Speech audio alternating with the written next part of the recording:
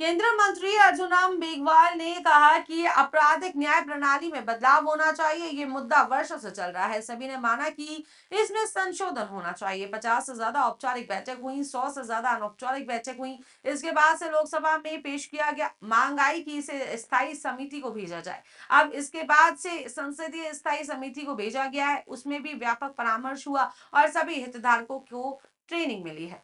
Criminal justice system में परिवर्तन होना चाहिए। जो 3 हमारे मेजर जो कानून, जिसको इंडियन पेनल कोड, सीआरपीसी और एविडेंस एक्ट, इसमें बदलाव होना चाहिए। ये अभी से नहीं चल रहा है। लॉ कमीशन ऑफ इंडिया की इसकी रिपोर्टें हैं, परसों से चल रहा है।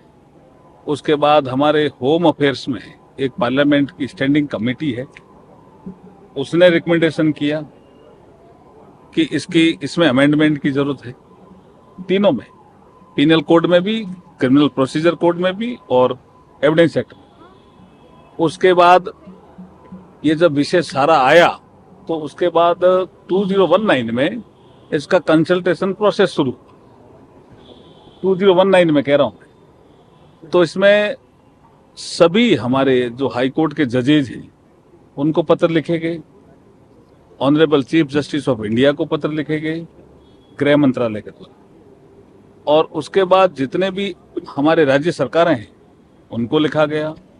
हमारे जितने मेंबर्स ऑफ पार्लियामेंट हैं, लोकसभा राज्यसभा, उनको सबको पत्र लिखे गए। सभी से जवाब भी आए हैं, लोगों ने सुझाव भी दिए, ऐसा नहीं है कि नहीं आए। फिर हमारे जो नेशनल लॉ यूनिवर्सिटीज हैं उनको लिखा गया, उनसे भी जवाब आए हैं, स्टूडेंट से भी जवाब आए हैं, बार एसोसिएशन से भी जवाब आए हैं, बार काउंसिल ऑफ इंडिया से भी जवाब आए हैं। सबने माना है कि इसमें संशोधन होने चाहिए। उसके बाद करीब 50 meetings, more than 50 meetings, formal जिसको हम कहते हैं मीटिंग, जो गृह मंत्री जी की अध्यक्षता में हुई। 50 मीटिंगें कम नहीं होती, सारे संबंधित स्टेक होल्डर उसमें रहते थे। उसके बाद 100 से ज्यादा इनफॉर्मल मीटिंग हुई। ये सब पिछले ही सरकार के कारण। हाँ, 2019 से चल रहा है साहब ये। सर इम्प्लीमेंट, एक मिनट, 2019 से चल रहा है। और उसके बाद जब हमारे गृह मंत्री जी ने, अमित शाह जी ने इसका इंट्रोडक्शन लोकसभा में किया, तो वहां से डिमांड आई कि साहब इसको कमेटी में भेजो। तो हमने इसको पार्लियामेंट की स्टैंडिंग कमेटी में भेजा, ज्वाइंट कमेटी थी। उसमें भी बहुत वाइड कंसल्टेशन हुआ, उनकी रिपोर्टें भी आई, उनके भी सुझाव थे। तो कंसल्टेशन तो बहुत हुआ ना, कौन कहता कंसल्टेशन नहीं हुआ। तो जब पार्लियामेंट में पास हुआ, पुलिस फोर्सेज क्या प्रिपेयर्ड है? देखिए, ट्रेनिंग का विषय है, वो भी टैकल हमने कर लिया।